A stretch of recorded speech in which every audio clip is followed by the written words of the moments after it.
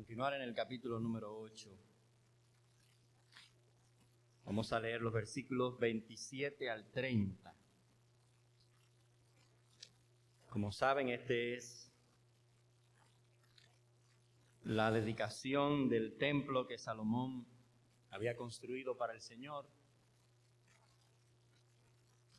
Y él está aquí después de trasladar el arca. Si ustedes ven eso en los primeros versículos, versículo 1 al 12.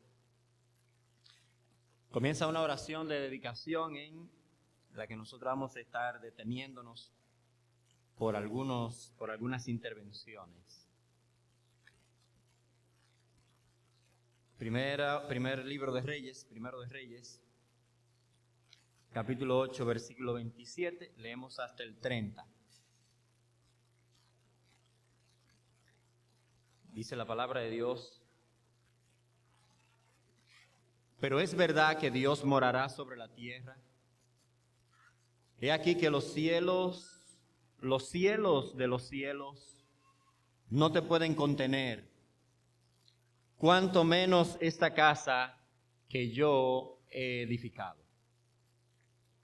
Con todo, tú atenderás a la oración de tu siervo y a su plegaria, oh Jehová Dios mío, oyendo el clamor y la oración que tu siervo hace hoy delante de ti. Que estén tus oídos abiertos de noche y de día sobre esta casa, sobre este lugar del cual has dicho, mi nombre estará allí. Y que oigas la oración de tu siervo, que tu siervo haga en este lugar. Oye pues la oración de tu siervo y de tu pueblo Israel, cuando oren en este lugar, porque también tú lo oirás en el lugar de tu morada, en los cielos. Escucha y perdona. Padre, gracias por tu palabra. Queremos, Señor, acercarnos a ella conscientes de que el poder está en ti, de que el poder está en tu espíritu, que el poder está, Señor, en lo que tú haces, y que nosotros somos medios que recibimos de ti la gracia, tanto, Señor, para escuchar como para hablar. Tú eres el Dios de todas las cosas buenas, y nosotros esperamos en esta mañana que tu palabra, ese medio de tu gracia que tú nos has dado para mostrar tu carácter y mostrar tus planes y mostrar también cuánto nosotros te necesitamos cada día. Nosotros pedimos que así, Señor, como tú muestras, comenzando en Génesis capítulo número 1, que hablando se ejecutaba igual, nosotros queremos, Señor, que tu palabra cree en nosotros lo que tú pides de nosotros. Lo pedimos, Señor, y te damos gracias en el nombre de Jesús. Amén. Bien. Me propongo en lo que resta, hermanos y amigos, de este capítulo número 8 de Primera de Reyes, no con poco temor, hablar acerca de la oración. Y vamos a tomar la oración de Salomón como un centro de aprendizaje para nosotros ver la oración en nuestra vida diaria, cómo nosotros deberíamos enfocar la oración en nuestra vida cotidiana. Quiera Dios ayudarnos para que una vez que terminemos en el capítulo número 8, nosotros podamos tener una experiencia más iluminada acerca de la oración y una experiencia más enriquecida en nuestra relación con nuestro Padre Celestial. Si yo preguntara en esta mañana, ¿cuántos de ustedes ayunaban antes de ser seguidores del Señor Jesucristo, antes de ser evangélicos? Probablemente muy pocas manos estuviesen levantadas. Ahora, si yo preguntara, ¿cuántos de ustedes venían a la iglesia cada domingo en la mañana antes de ser evangélicos, antes de ser cristianos, antes de ser convertidos? Es probable que hayan unas, quizás, que otras manos levantadas. Si yo preguntara cuántos de ustedes leían la Biblia todos los días antes de ser convertidos, es probable que hayan algunas manos levantadas. Si preguntara cuántos de ustedes ofrendaban todos los domingos, ¿habrían manos levantadas? Es una pregunta. Ahora, si preguntáramos cuántos de los que están aquí oraban antes de ser seguidores de Cristo, es muy probable que haya muchas manos levantadas. La razón de esta diferencia es que, a diferencia, dicho sea de paso, de la lectura de la Biblia, el ayuno, la asistencia en los templos, las donaciones y cualquier otra actividad cristiana, la oración es un fenómeno universal. No que todas las oraciones son iguales, pero dada la situación de que, dada la condición de que el ser humano, y nos dice la palabra de Dios que eso es así, que el ser humano tiene conciencia de la existencia de Dios, hay en el corazón humano una inclinación a ponerse en contacto con ese ser que, aunque él no entienda cómo es, él lo busca o clama a él o busca su asistencia. Incluso el ateo más empedernido podría ser sorprendido en algún momento orando sin darse cuenta. Es por eso que algunos han tratado de definir la oración como el fenómeno universal de la oración, como el alma humana en búsqueda de lo absoluto. Eso no es una definición bíblica, no todo en ella es despreciable, pero se queda corta bíblicamente hablando. Como nosotros veremos en la consideración de esta oración de Salomón, y iremos desarrollando más adelante en otras exposiciones, la oración como es practicada en la Biblia no es una búsqueda. La oración como es practicada en la Biblia es una respuesta a un Dios que ya salió a buscarnos. En la oración bíblica no damos el primer paso. En la oración bíblica nosotros respondemos a Dios. Nosotros buscamos a Dios después que Dios sale a buscarlo a nosotros. Esta respuesta se expresa en adoración, en bendición, en petición, en confesión, intercesión, quizás en un silencio profundo de contemplación de la persona de Dios, pero todo esto es respuesta a la iniciativa divina. Cuando adoramos a Dios en oración, estamos respondiendo a la revelación de Dios. Cuando pedimos algo a Dios, es porque nosotros hemos recibido la información de que a Dios se le puede pedir. Nosotros no podemos acercarnos a Dios como si nosotros fuésemos el inicio de la cosa. Y aunque reconozco que nosotros como practicantes de la oración tenemos que tener alguna noción de la oración, y como hombres y mujeres que han estado en la iglesia, en contacto con la iglesia de alguna manera, todos tenemos una noción por lo menos básica de esta práctica. Nosotros no debemos dejar de comenzar por lo obvio, por lo sencillo, por lo que no podemos dar por sentado. Y es por eso que nosotros tenemos que preguntarnos, ¿qué es la oración? ¿Qué significa orar? Pocas definiciones, aunque nosotros podíamos dar definiciones bien elaboradas acerca de la oración, pero pocas definiciones son tan resumidas y tan precisas como la clásica definición de escuela bíblica que dice que orar es... Usted se la sabe. Orar es hablar con Dios. Ese es el corazón del asunto. Orar es hablar con Dios. Pero eso despierta algunas preguntas en nosotros, o debe despertar algunas preguntas en nosotros. Y parte de esas preguntas son: si orar es hablar con Dios, ¿quién ha comenzado la conversación? Si orar es hablar con Dios, ¿de qué trata la conversación? Y si orar es hablar con Dios, ¿cuál es el propósito de la conversación? Porque mire que a Dios no le gusta hablar disparate, o Dios no habla disparate. Y menos le gusta escuchar disparates.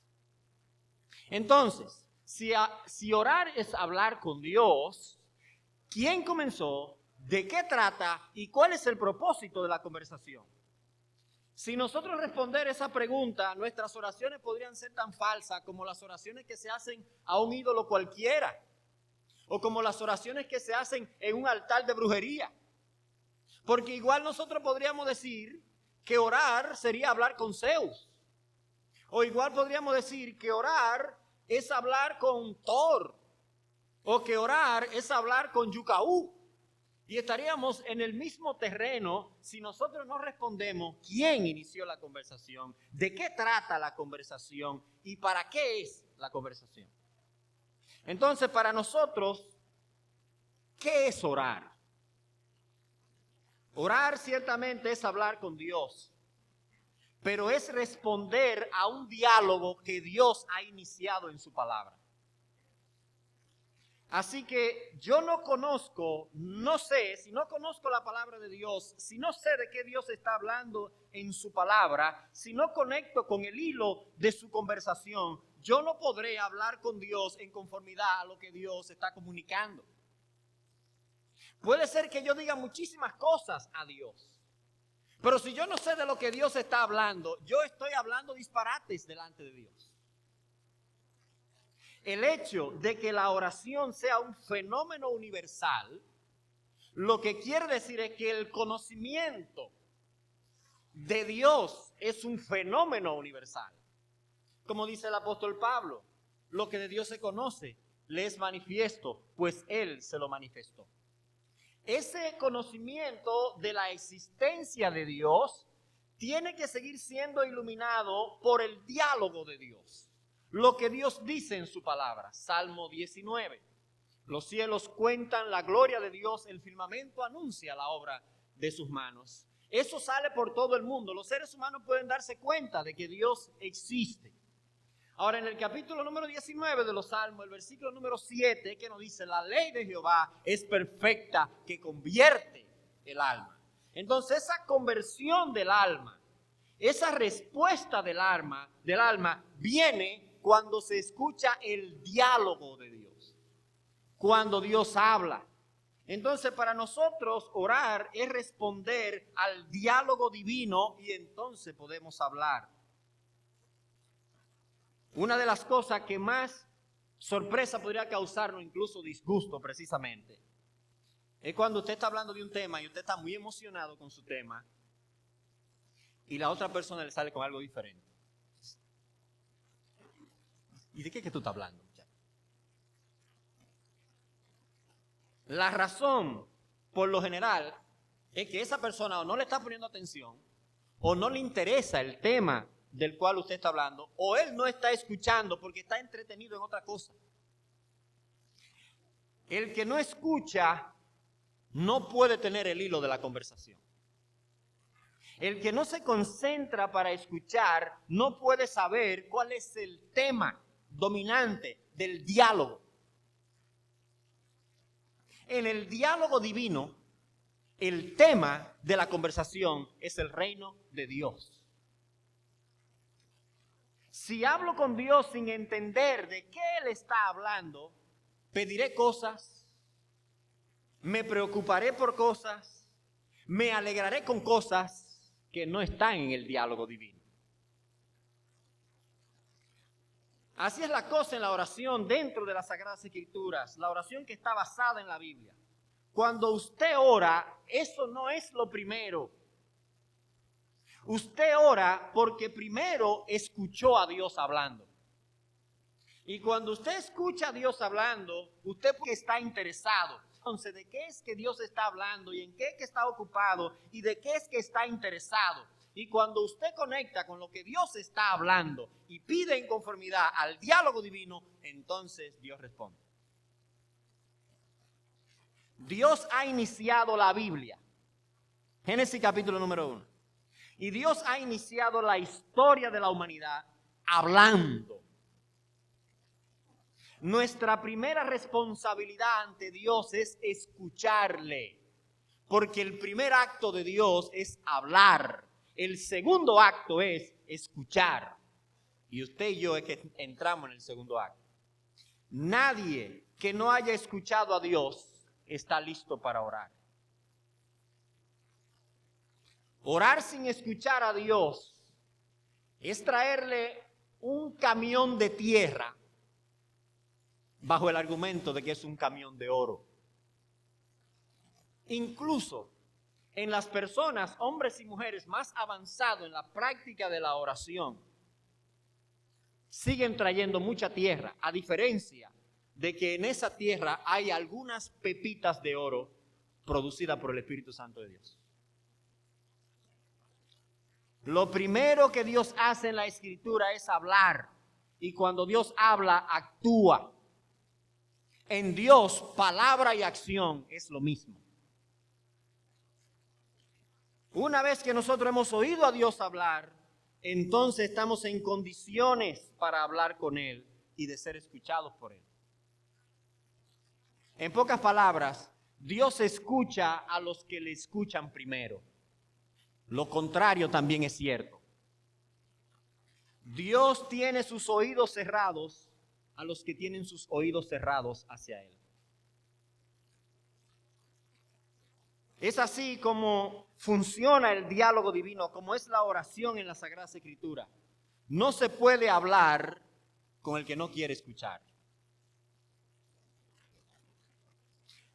Así que la oración, más que una técnica, más que un horario, más que una posición, es una disposición a escuchar a Dios primero y después a hablar con Dios.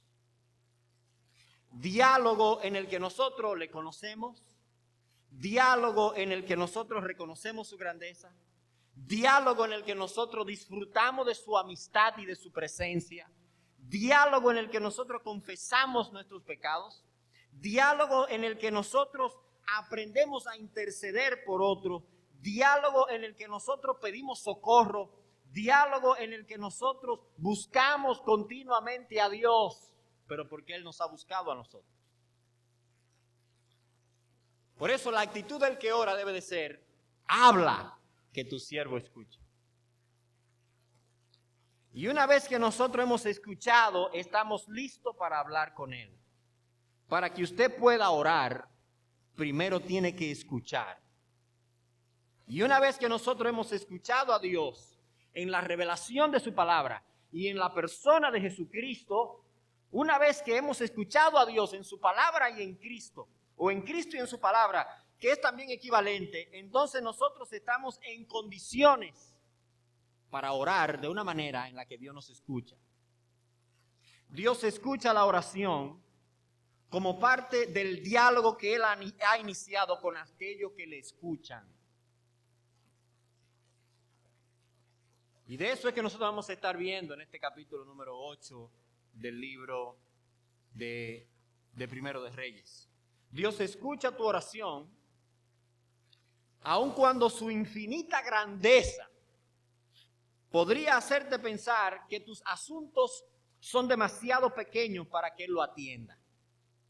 Dios te escucha.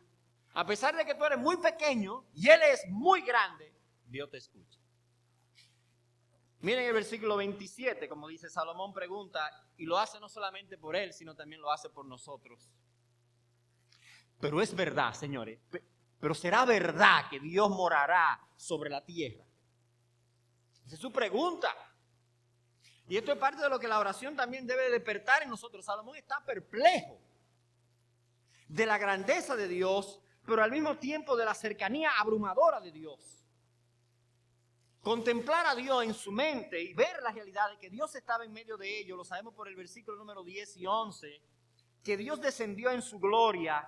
Él se pregunta, pero ¿es verdad que Dios está tan cerca para escuchar lo que nosotros le pedimos y lo que vamos a pedir en esta casa? ¿Es verdad que Él ha descendido para estar con nosotros?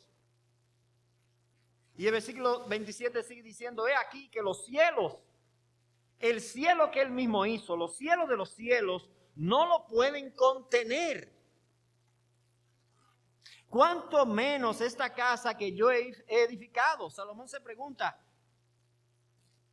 hablando acerca de Dios, es verdad que Dios va a entrar ahí, pero él lo está viendo en la manifestación de su gloria, pero él reconoce que Dios es mucho más grande de lo que él podía imaginarse. Ahora, Salomón aquí está hablando con Dios. La pregunta aquí ahora es, ¿entiende Salomón el diálogo divino? O sea, ¿está Salomón hablando con Dios en conformidad a lo que Dios había hablado? La respuesta es positiva. Porque como nosotros ya hemos visto en otras intervenciones que vamos a seguir viendo, como puede notarse aquí, lo que Salomón está hablando con Dios no es algo extraño. Salomón está hablando con Dios en la casa donde Dios dijo que iba a poner su nombre y Dios puso su nombre. Salomón está agradeciéndole a Dios el hecho de que él había prometido a David que David iba a tener un hijo y que ese hijo iba a ser el mismo que iba a hacer esa casa donde Dios iba a poner su nombre. Entonces Salomón está orando en conformidad al diálogo divino, a lo que Dios había dicho. Salomón ora en un templo que fue la idea de Dios. Salomón ora por una dinastía que fue la idea de Dios. Salomón está intercediendo por el pueblo de Israel, que fue Dios que los rescató. Salomón está pidiendo y va a seguir pidiendo más adelante, Señor, cuando nos apartemos de tus planes, tráenos otra vez a tus planes. Él entiende el diálogo divino y pide en conformidad al diálogo divino. No está tratando de imponerle un tema a Dios. Él está conectando con el tema de Dios. Mucho más allá de Salomón está la persona de Cristo. En Cristo, templo y dinastía se unen. En una misma persona, en la persona de Jesucristo, nosotros tenemos el templo de Dios y nosotros tenemos al Rey de Reyes y Señor de Señores. Dios mora en su plenitud en la persona de Jesucristo. El nombre de Dios está en la persona de Jesucristo. No hay otro nombre bajo el cielo dado a los hombres en quien nosotros podamos ser salvos. Ahora, Jesucristo es el Rey por excelencia, el sumo sacerdote por excelencia. Salomón está aquí intercediendo por el pueblo, dando una bendición al pueblo, orando a Dios en nombre del pueblo. Eso lo hace Cristo por nosotros ahora. En Cristo, templo y rey vienen a estar en la misma persona. Y esto explica el por qué nuestras oraciones son hechas en el nombre de Jesús, en el nombre de Cristo. En este nombre es ahora donde está la plenitud de la deidad. Dios manifestado en Jesucristo es el nombre de Cristo donde todo lo que Dios es está concentrado. Por eso, antes de nosotros concentrar nuestro pensamiento en cualquier situación que nos esté rodeando, si nosotros hemos de hacer algún progreso en la oración, nosotros tenemos que entender de qué está hablando Dios en la persona de su Hijo y en el programa de su reino. Pero es verdad que Dios morará sobre la tierra. He aquí que los cielos de los cielos no te pueden contener, cuanto menos esta casa que yo he hecho. Nosotros hemos de reconocer también aquí un elemento importante acerca de la oración, sumamente significativo acerca de la oración. Nosotros oramos a Dios que está cerca y reconocemos al mismo tiempo su grandeza. Es Dios con nosotros, ciertamente, pero al mismo tiempo es un Dios que está en los cielos. Y permítanme ilustrar esto, hermanos, con la primera frase, las dos primeras frases del Padre Nuestro, para que nosotros vayamos de lo conocido, que es el Padre Nuestro para nosotros, a lo menos conocido, que es esta pregunta de Salomón. Usted sabe cómo inicia el Padre Nuestro, ¿verdad? Aun cuando usted no haya sido un católico muy consagrado, que usted fuera de los católicos que solamente dice que es católico pero no va. Aunque usted fuera de esos, usted se sabe el Padre Nuestro. El Padre Nuestro comienza diciendo, y tengo para decir que el Padre Nuestro es la oración de las oraciones. Es el modelo de oración. Ahí tenemos todo lo que debería estar en una oración está en el Padre Nuestro, como modelo. No significa que deberíamos repetirlo cada vez. Ahora, si usted repite el Padre Nuestro, puede ser que esa sea la oración más bíblica que usted haga en toda su vida. Ahí no hay problema. Las dos primeras frases comienzan diciendo: Padre nuestro que estás en los cielos, santificado sea tu nombre. Lo que Salomón nos presenta en una pregunta: ¿y es verdad que Dios va a vivir ahí? Cuando los cielos de los cielos no lo pueden contener. Es exactamente lo que el Señor Jesucristo está diciendo en las dos primeras frases del Padre Nuestro. Lo que Salomón en su mente nos está diciendo con una pregunta, Cristo, que es maestro de maestros, nos lo está diciendo con un indicativo hermoso, con una afirmación hermosa. Padre nuestro que estás en los cielos, santificado sea tu nombre. Usted se puede dar cuenta aquí que Dios está cerca, es mi Padre. Pero al mismo tiempo dice que estás en los cielos y santificado sea tu nombre. Es mi Padre, está cerca, pero al mismo tiempo su nombre debe de ser reconocido como santo, porque ya su nombre es santo. Un niño puede llevar a su padre su primer dibujo de primaria o de preprimaria y llevárselo el dibujito al papá, y el papá está feliz, está contento con el dibujo. El niño cree que él es, adiós, ¿cómo es este pintor que él es Da Vinci? Y su papá está contento, ¡ay, qué bueno! Pero igual, ya después cuando esté grande y que esté en la universidad, podría ser arquitecto y llevarle un dibujo del diseño de una ciudad inteligente. ¿Cómo será la ciudad del futuro? La ciudad inteligente. Que aunque hagan ruido los vecinos, usted no lo va a oír. Y él se goza igual como cuando se gozó con el primer dibujo. Porque aquí no tiene que ver con el dibujo, tiene que ver con la relación de padre a hijo. Y nosotros vamos delante de Dios con cuestiones que para nosotros son gigantescas, quizás, y que nosotros creemos que se nos va a llevar el mundo. Y Dios nos escucha porque Él es nuestro Padre. Y mi Padre me ama, decía, acabamos de cantar. No es por la calidad del dibujo. No es por lo sorprendente del dibujo, aunque su dibujo debe ser lo más sorprendente posible para Dios, bien. Pero no es eso lo que determina la relación suya con Dios. Lo que determina esa relación es que Él es su padre y usted es su hijo. Y ya el amor está basado en eso, no en lo bonito de los dibujos suyos. Y cuando nosotros decimos Padre, estamos reconociendo, y Salomón lo estaba reconociendo ahí, señores, Dios está aquí, pero es verdad que Él cabe ahí. Él está diciendo, está demasiado cerca. Y en el Padre Nuestro decimos, tú eres nuestro Padre, tú estás demasiado cerca, eres Dios con nosotros. Pero igual dice, tú estás en los cielos y santificado sea tu nombre. Mi Padre está cerca y al mismo tiempo está en los cielos. Y su nombre es santo. El mismo Padre Nuestro nos dice, estás en los cielos, tu nombre es santo. Esta idea es lo que sobrepesa en la mente de Salomón.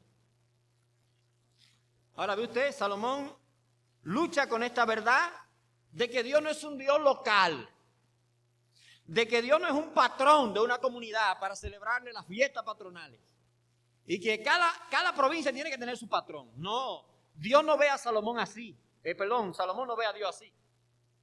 Salomón ve a Dios como el Dios infinito que llena todo, no como un Dios que se manifiesta en una localidad donde solamente es adorado. ¿Cómo debe de afectar eso su vida de oración? Esto no es difícil de ver.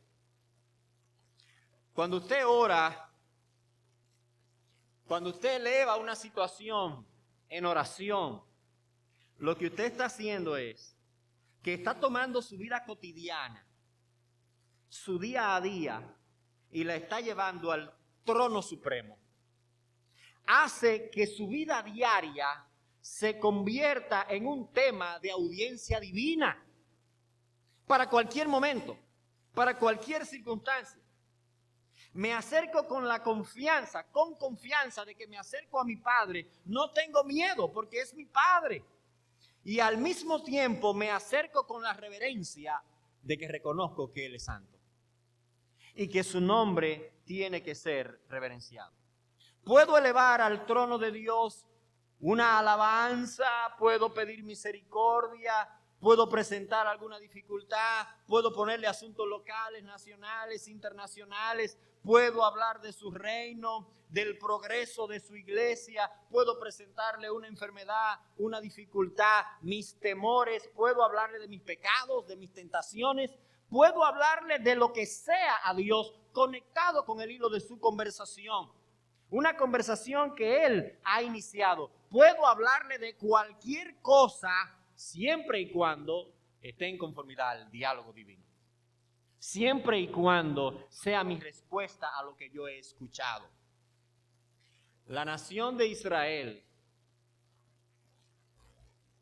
cuando nosotros la vemos en el libro de Éxodo, el libro de Deuteronomio, es la nación a la que Dios le habla. Pero cuando nosotros leemos eso y leemos todo, nos damos cuenta que esa era la nación que tenía que escuchar a Dios. Oye, Israel, Jehová tu Dios, Jehová uno es. Dios le hablaba a la nación y la nación también podía hablarle a Dios. Usted va a orar por lo que ora todo el mundo. ¿Usted sabía eso? Es muy probable que así sea. Que las peticiones suyas aquí, como creyentes, sean las mismas peticiones de los hombres y las mujeres que no son creyentes. ¿Qué le parece? Muchas de sus peticiones van a coincidir con muchas de las peticiones de un no creyente. Si un no creyente está enfermo y usted está enfermo, ¿usted cree que la oración suya y la de él van a ser muy diferentes? La diferencia va a estar en cómo lo que usted está pidiendo encaja con el diálogo de Dios. Cómo aquella enfermedad y cómo la enfermedad suya son vistas a la luz del diálogo divino. Porque probablemente lo que usted necesita no es sanidad, sino cambio de actitud ante la enfermedad que usted tiene. Entonces Dios es un Dios que nos escucha en respuesta al diálogo que Él ha iniciado en su palabra. La gran tentación es hablar sin escuchar. Cuando nosotros hablamos sin escuchar, sin saber de qué trata la conversación, entonces nosotros estamos tratando de obligar a Dios a que escuche nuestro tema sin nosotros haber escuchado su tema. Y eso es peligroso. Ahora, hay una disposición aquí, según los versículos 28 hasta el 30. Una disposición continua en Dios a escucharnos. Hay una disposición continua en Dios a escuchar su oración.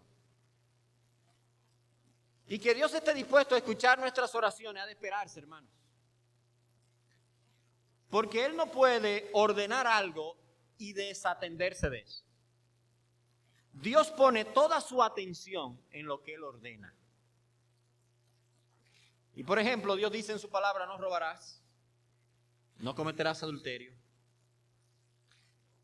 Pero Dios también dice en su palabra, orad sin cesar, orad en todo tiempo. Así que Dios dice tanto una cosa como Dios también dice la otra cosa. Y ha de esperarse, hermanos, que Dios le dé importancia a la oración si Él da una orden de que nosotros oremos continuamente. Y yo estoy seguro que si yo lo acuso a usted de ladrón, usted hasta me demanda. Pero si yo lo acuso a usted de que usted es una persona que no ora, usted lo coge de risa. Pero el mismo Dios que dice, no robes, es el mismo Dios que dice, ora continuamente. Usted se ofende si yo le digo ladrón, pero si le digo, usted no ora, no se ofende. Pero es el mismo Dios que está dando la misma orden. La razón puede estar en cómo usted oye el diálogo divino. Y usted está pensando que en el diálogo divino hay cosas que se le puede dar cierta importancia y que a otras no. Que hay cosas por las cuales usted tiene que sentirse ofendido o mal o considerarla pecaminosa y las otras no. Debe quedar claro que el mismo Dios que dice no matarás, no robarás, no darás falso testimonio, es el mismo Dios que dice orad en todo tiempo. Entonces, si Dios da una orden, Dios va a poner su atención en esa orden. Clama a mí y yo te responderé. Dios está diciendo, si doy una orden, estoy al tanto para cumplir lo que he prometido en esa orden. Cuando nosotros decidimos hablar con Dios, Dios pone atención, porque el que dijo que va a poner atención fue Él. ¿Y qué dice el texto aquí? Versículo número 28. Dice Salomón, tú eres inmenso, tú eres grande, pero con todo, o sea, con todo y que tú eres tan grande, con todo y que tú eres tan inmenso, tú atenderás a la oración de tu siervo. Y es verdad que tú cabes aquí. Cuando el cielo de los cielos no te pueden contener. Y dice Salomón, pero con toda y esa grandeza, tú vas a oír, tú vas a atender. En nuestra condición humana, mientras más importante es una persona, mientras más grande es, más difícil hablar con ella. Ya usted sabe. Es tanto así que si usted quiere hablar con alguien y lo llama una vez y lo llama dos veces, y no dice, pero tú estás más difícil que Abinadel. Porque mientras más encumbrado esté una persona, más difícil hablar con ella. Pero Salomón reconoce aquí que a pesar de que Dios es el ser más grande que nosotros podemos conocer e incluso imaginarnos, dice él, con todo y que tú eres tan grande, tú atenderás a la oración de tu siervo. Ahora note que Salomón se considera aquí siervo 4 veces. Usted lee esos versículos ya del 28 al 30. 4 veces dice él aquí en esos pocos versículos, yo soy tu siervo. Salomón no vive una ilusión, por lo menos en este momento de su vida. Lo vamos a ver más adelante viviendo una ilusión, apartado de Dios. Pero aquí por lo menos él está conectado plenamente con la realidad de que él no está viviendo un sueño, una mentira.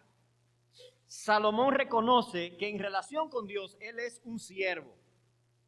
Todas las áreas de su vida que no estén bañadas con la oración, usted está diciéndole a Dios que ahí el que manda es usted. Todas las áreas de nuestra vida que no están bañadas con oración, ahí le estamos diciendo a Dios que yo soy el que manda, que yo soy el amo. Porque si la oración tiene que ver con oír a Dios y conectar con su voluntad, para entonces yo en la práctica comenzar a pedir en conformidad a lo que yo debo de hacer en mi vida diaria. Si no estoy orando, no estoy tratando de escuchar el diálogo divino y lo que estoy diciendo a Dios, no me interesa tu diálogo, ahí mando yo.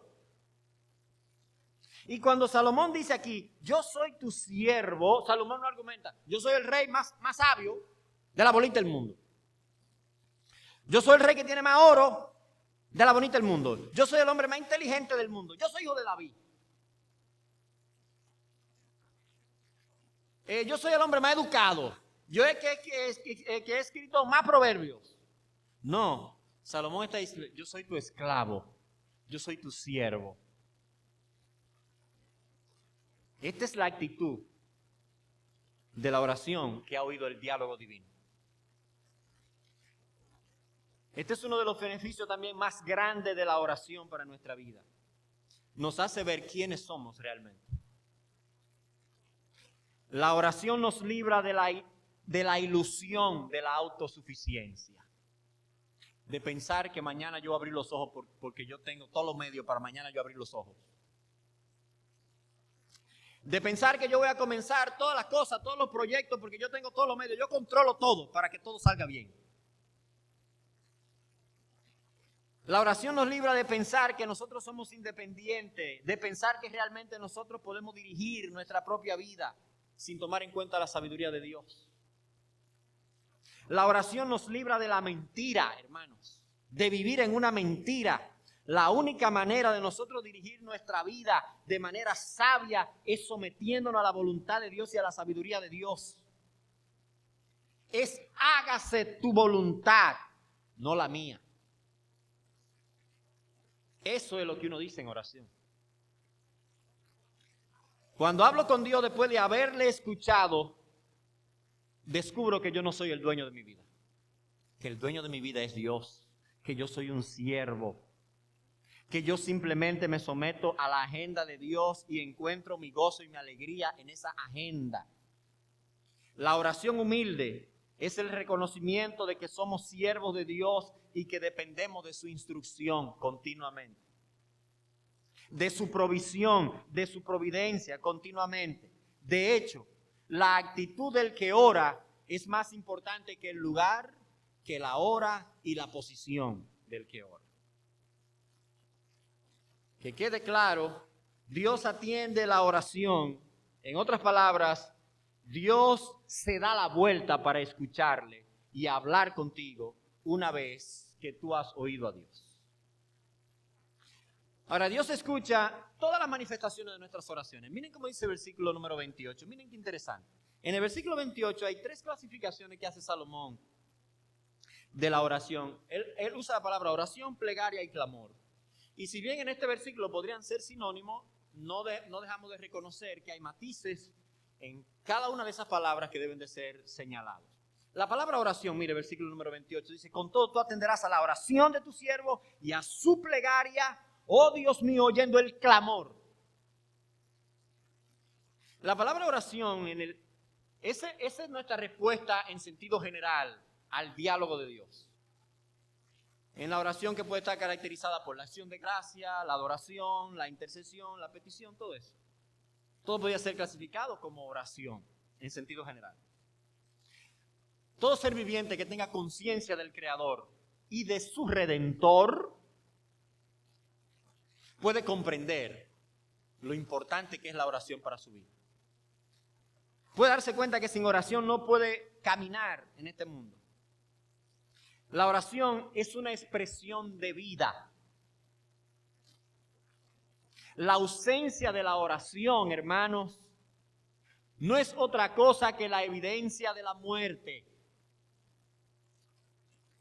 Los que están muertos espiritualmente no hablan el idioma del diálogo de Dios.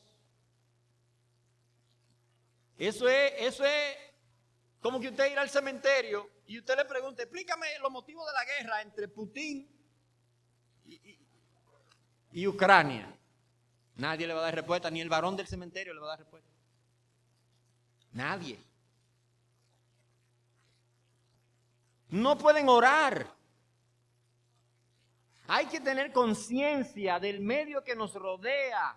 Para nosotros poder adorar, tenemos que oír a Dios. Para nosotros poder agradecer, tenemos que oír a Dios. Para poder confesar, tenemos que oír qué es lo que vamos a confesar. Porque nosotros ni siquiera podemos ver la viga que tenemos en nuestros ojos, hermanos. Si primero Dios no nos dice: ¡hey, tiene viga! Antes de confesar, tenemos que oír a Dios. La oración es el acceso a la vida en Cristo. Es entrar a la audiencia del Dios Trino para nosotros oírlo y nosotros luego entonces poder responder. Es bastante conocido que Dios no es Dios de muertos. La oración es la manifestación de la vida. La oración es la fe viva expresada ante el trono de Dios. Uno se preocupa por la prole. Y cada mañana usted puede ir, esa pobre madre preocupada, diciéndole a los hijos: mijo, ¿y tú oraste antes de irte? Y esos ya han cogido carrito y se han ido, van lejísimos. Dios es lo último que le llegó al carro. Pero ¿sabe por qué, hermano? Porque la vida es lo primero para entonces luego usted poder comunicarse. Lo primero que necesitamos es vida para nosotros luego poder hablar, escuchar y luego hablar. Este, hermano, es el gran privilegio y al mismo tiempo es el gran esfuerzo al que nosotros somos llamados. Porque como vamos a ver más adelante, la oración es trabajo. La oración es lucha. La oración es conflicto. La oración es guerra. Orar es ciertamente hablar con Dios de lo que Él está hablando. Orar es ser escuchado por Dios después de nosotros haberlo escuchado a Él. Orar es mostrar que nosotros estamos vivos delante de Dios. Ahora, la plegaria, si usted ve el versículo número 28, dice, su plegaria es la búsqueda de la gracia de Dios para nuestra vida diaria. Y aquí es uno de los elementos básicos de la oración. El que ora reconoce que no tiene fuerzas. El que ora reconoce que no tiene recursos. Déjeme decirle algo. Las fuerzas desatadas en un mundo caído, nosotros no podemos sobrepasarlas por nosotros mismos. Las fuerzas que se mueven en el mundo en que nosotros vivimos no pueden ser superadas por nuestras propias fuerzas. La plegaria, lo que estoy diciéndole a Dios es, Señor, si tú no me ayudas, me muero. Si tú no intervienes, me pongo loco. Si tú no entras con tu poder a darme tu asistencia, no puedo, no se puede seguir. Esa es la plegaria. Y eso es lo que Salomón está diciendo. Cuando este pueblo venga en plegaria delante de ti, cuando les rodeen los enemigos, cuando estemos perdidos en una situación, Padre, si tú no intervienes, no se puede. Porque la vida cristiana, hermanos, y lo que Dios está haciendo en el avance de su reino, no lo puede hacer usted, ni yo, ni ningún humano. Solamente el poder de Dios.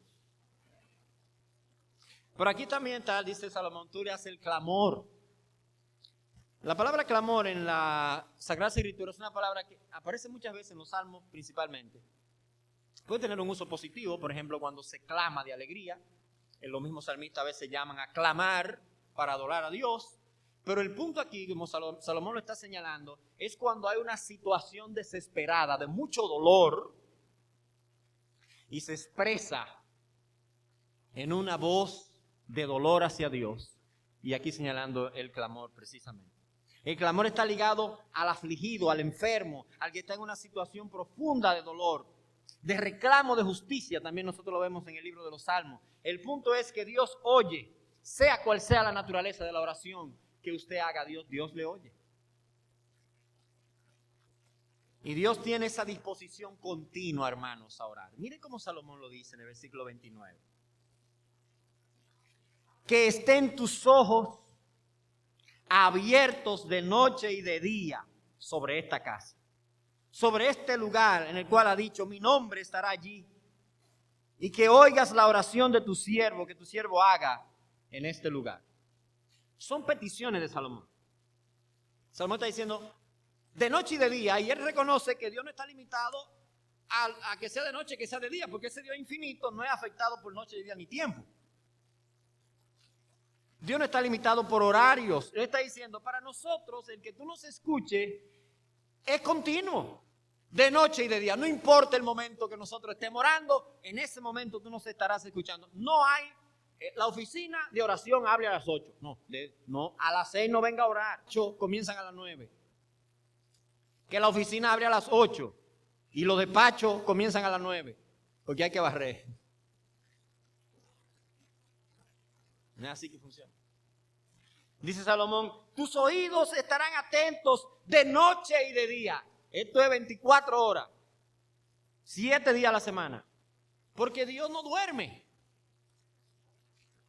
Salomón también reconoce aquí que el templo es el lugar apartado para la oración. Pero que no es ahí donde Dios oye. Dice el texto, tú oirás desde tu morada santa, desde el cielo. Eso es lo que él está señalando. Tú vas a oír desde donde tú habitas. Claro, aquí hay una manifestación de tu nombre. Y cuando oremos en esta casa y en el Antiguo Testamento, mi casa será llamada casa de oración. Pero Dios oirá en el lugar de su morada. Versículo número 30. Cuando Él le dice, oye pues la oración de tu siervo, de tu pueblo Israel, cuando oren en este lugar, también tú lo oirás en el lugar de tu morada, en los cielos.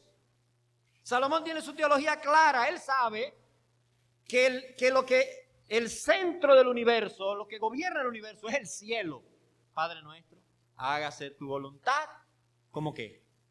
Como en el cielo, Así en la tierra, le está diciendo, es que el cielo es el centro de control del universo. Por eso cuando oramos, vamos al centro de mando y decimos, Señor, esto es lo que está pasando. Y en conformidad al diálogo que tú has establecido, nosotros pedimos esto, yo pido esto, para que entonces este centro de mando, que es el cielo, tu voluntad, sea ejecutada en la tierra. Eso es orar. Ahora, Dios escucha y perdona. ¿Usted ve cómo termina el versículo 30? Si usted lee el resto de la oración, usted se va a dar cuenta que Salomón lo repite varias veces. Escucha y perdona. Al decir que Dios perdone, Salomón sabe lo que está haciendo. Porque no hay nada más difícil, hermano, que hablar con alguien donde hay mucho ruido. O sea, usted no está oyendo. Es que no estoy oyendo, no oigo nada. Mándame un mensaje que no puedo. ¿Verdad? O como los que no saben leer al revés que dicen, no. Extra, que no. Mándamelo de oído que no se dé el extra. No oigo nada por el ruido. Cuando Salomón dice escucha y perdona, ¿sabe lo que está diciendo Salomón? Quita el ruido, porque el pecado es lo que más ruido hace en nuestra relación con Dios. No podemos escucharnos. Ni yo escucho a Dios, ni Dios me escucha a mí. ¿Por qué? Porque hay demasiado ruido, hay demasiada interferencia. Y dice Salomón, perdónanos. Este es el diálogo inicial, la primera conversación. ¿Cuál es la primera conversación? Señor, perdóname. Se quita el ruido y después podemos ir. Y eso es para todos. Porque los evangélicos, los arrepentidos, creen que nada más se arrepienten una sola vez en su vida y de ahí para allá ya jamás. Pero ser arrepentido es el arte de arrepentirse todos los días. Ser evangélico es el arte de creer el evangelio todos los días. Ser cristiano es el arte de ser como Cristo todos los días. No voy a negar que usted, pero para los amigos que están aquí, yo no voy a negar que usted también pueda tener testimonio en su vida de que Dios le haya respondido a alguna oración. No por usted, por Dios. Porque Dios es bueno. ¿Sí? O sea, Dios hace en el ruido así, en el ruido de su pecado. Dios dice, no oigo bien, pero más o menos sé lo que es. Y Dios en su gracia le responde. Pero lo primero que usted tiene que tratar con Dios es el ruido de su pecado, de su perdición, de su vida que no está escuchando el diálogo divino. Y lo primero que usted tiene que pedir a Dios y preguntarle a Dios en conformidad a su diálogo, como le preguntó el carcelero de Filipo, señores, ¿qué debo hacer para ser salvo? Y oí la respuesta, cree en el Señor Jesucristo y serás salvo. Y la sangre de Jesucristo que nos limpia de todo pecado. Y una vez que ese ruido es quitado, entonces, Señor, y podemos hablar con Dios con más claridad. Señor, escucha y perdona. Algunos pensamientos para nosotros concluir en esta mañana. Primero, hermanos, nosotros debemos priorizar la oración personal y comunitaria en nuestras vidas si nosotros queremos ver el poder de Dios manifestado en nosotros. Algunos creen que orar es prepararse para la guerra. Error. Orar es la guerra. Más adelante nosotros vamos a encontrar al profeta Elías en el conflicto con los profetas de Baal. Elías pidió que no lloviera, no llovió. Luego pidió que lloviera y llovió. Ahora, ¿usted cree que Elías inventó eso? No, eso estaba en el diálogo divino. Cuando uno lee el libro de Deuteronomio, dice que cuando la nación se apartara de Dios, Dios iba a cerrar los cielos para que no lloviera. ¿Qué hizo Elías? Elías, en conformidad a tu diálogo. ¿De qué estamos hablando tú y yo? Yo quiero pedirte en conformidad a tu diálogo. Tú dijiste en tu palabra que cuando el pueblo se apartara de ti no iba a llover. Ciérralo, que están lejos de ti. Y lo cerró. Ahora, ¿fue Elías que se inventó eso? No, eso fue lo que Dios tenía en el diálogo. Y Elías entendió, pero mira de qué Dios está hablando. Y cuando él entendió de qué Dios estaba hablando, él pidió lo que Dios había dicho que iba a hacer. Eso es orar. Orar es una invitación a nosotros sentarnos en la mesa de la Trinidad a escuchar.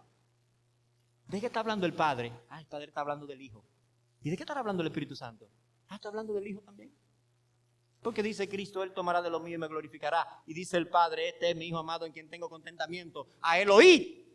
Pero mira de qué están hablando. Entonces ahora yo voy a comenzar a ajustar mi vida en conformidad a esta conversación y a pedir cosas en conformidad a esta conversación. Nadie en la historia humana, hermanos, ha entendido gente sin oración. Usted no es la excepción. Nadie en la historia humana se ha conocido a sí mismo bien sin oración. Usted no es ese privilegiado. Nadie en la historia humana ha conocido la agenda del reino de Dios sin oración. Usted no es la excepción. Ninguna iglesia en la historia humana ha hecho algo por su comunidad que trascienda el tiempo sin oración. Esta iglesia no es la excepción.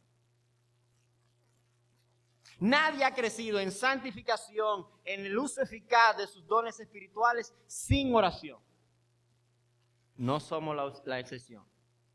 Orar es configurar nuestra vida bajo la agenda del reino de Dios. Orar es reconocer que la tarea en la que nosotros estamos involucrados es más grande que nuestra fuerza. Que él tenía. El apóstol Pablo oró 3 veces por una situación que él tenía. Y en 2 Corintios 12, 7 al 9, Pablo dice, y para que la grandeza de las revelaciones no me exaltase desmedidamente, me fue dado un aguijón en la carne, un mensajero de Satanás que me abofetee para que no me enaltezca sobremanera, respecto del cual 3 veces he rogado al Señor que lo quite de mí. Y me ha dicho, bástate mi gracia, porque mi poder se perfecciona en la debilidad. Por tanto, de buena gana me gloriaré más en mis debilidades, para que repose en mí el poder de Cristo. Bástate mi gracia. Necesitamos oír eso otra vez en el diálogo divino. En el diálogo con Dios. En ocasiones, más que cambio de circunstancias en nuestra vida, lo que nosotros deberíamos pedir es un cambio de actitud. Lo que deberíamos pedir es los ojos de Dios. Porque Dios no es loco, hermano, para que lo que le esté pasando a usted haya sido una cuestión que se le pasó a él. El asunto es que usted pueda ver qué es lo que Dios está haciendo con lo que está haciendo ahora en su vida. Sea cual sea la situación que usted esté enfrentando. Y no de una vez irle arriba a Dios, Señor, sácame de este lío. No, ayúdame, Señor, a ver qué es lo que tú estás haciendo conmigo en este lío, porque aquí es que yo tengo que estar en este lío ahora. A ver qué es lo que voy a aprender de ti. Porque esa edad podría ser que usted, eso da pena. Más que sanidad podría ser que usted le pida a Dios mientras llega la sanidad, Señor, ayúdame a ver tu amor y tu gracia en medio de esta enfermedad. Y si es con esta enfermedad que tú me quieres llevar para el cielo, bendito sea tu nombre. Ayúdame a testificar hasta que tú me lleves. Pero así no le gusta orar.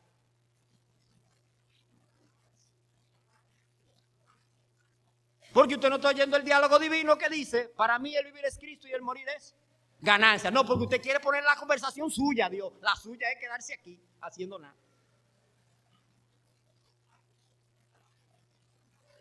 En vez de pedir, Señor, dame cuarto, dame dinero, que todo un paquete de deuda, que la hizo usted, no la hizo el Señor. En vez de pedir eso, pídale al Señor, Señor, dame la sabiduría para yo manejar lo que tú me das. Que yo estoy seguro que si eso es lo que tú me das, segurito con eso da para yo vivir. Pero yo necesito ver. Pero usted no puede pasar ver de gasto que yo debo tener. Dame tu sabiduría.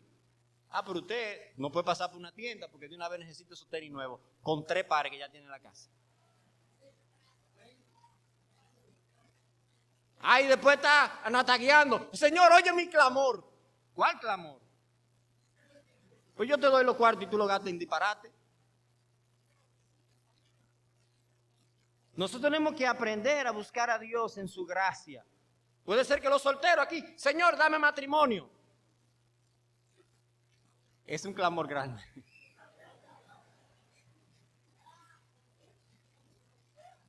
Pida sabiduría para usted manejar su soltería mientras llega el novio o la novia para servir a Dios. Ciertamente, hermano, orar es hablar con Dios, pero es hablar con Dios de lo que Dios habla. Oramos a un Dios que nos escucha porque también en su gracia Él nos ha concedido el don de escuchar. Orar es hablar con Dios en su palabra, que es la Biblia, y en la persona de Jesucristo. Orar es hablar con Dios, pero es hablar de lo que Dios habla. Padre, gracias por tu misericordia, gracias por tu amor. Tú eres Dios. Ayúdanos, Señor, a nosotros tener conciencia de cuánto te necesitamos para cada paso de la vida. Gracias porque tú eres nuestro Padre y nos ama. Y hace, Señor, cosas que nosotros no podemos hacer. Gracias te damos. En el nombre de Jesús. Amén.